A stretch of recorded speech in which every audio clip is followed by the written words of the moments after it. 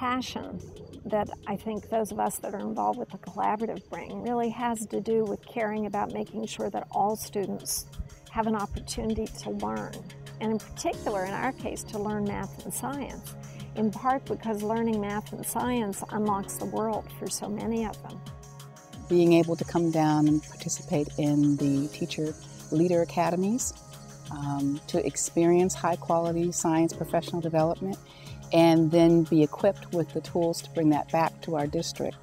Both the content and the technical direction that was afforded to us through the Math Science Collaborative was exactly what we needed, exactly when we needed it. What we know about the U.S. teaching culture for years and years and years and years is the teacher's experience is that they come from a 4-year degree. You cannot learn in 4 years everything you need to know to be a good teacher. So the real key is that professional development that's provided for them. I think one of the things we've noticed is how professional development has changed over the life of the Math Science Collaborative.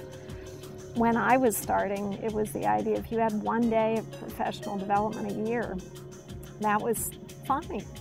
That is in direct opposition to the research about professional development. The research about professional development suggests that there are specific characteristics that have to occur. One of them is that it has to be enduring, it has to be long, it has to be over a period of time. We learned early on that if you're going to change teacher practice, it isn't just a matter of sending them to a workshop and then they come back. You have to have an environment that can sustain that can support that has the capacity to grow that new learning so that it impacts practice long term and spreads within the faculty. You really have to embrace a bigger picture as part of the Math Science Partnership. You can't just go to one workshop. You have to continue to learn and watch and listen and just be like a sponge and take it all in. I never walk away from a quarterly academy without feeling like, okay, I really got something out of that. So we're about trying to bring those teachers together, providing them the opportunity to really learn about the latest research, to engage in their own learning. Because what we know is that if educators aren't learning, it's pretty unlikely that their kids are learning. They bring teachers together. That doesn't happen often. Teachers go in their buildings, say hi to everybody, okay, the bell rings and they go and they close their door. The MSC has recognized that gap, so to speak, and so they have made it collaborative. They've also made it job embedded in that the teachers are required to take it back and do it on the job. We had to just keep at it until they started to see the results in their own students. And it was amazing how they would come out after 6 months and say, wow, I didn't think our kids that age could do that kind of thinking.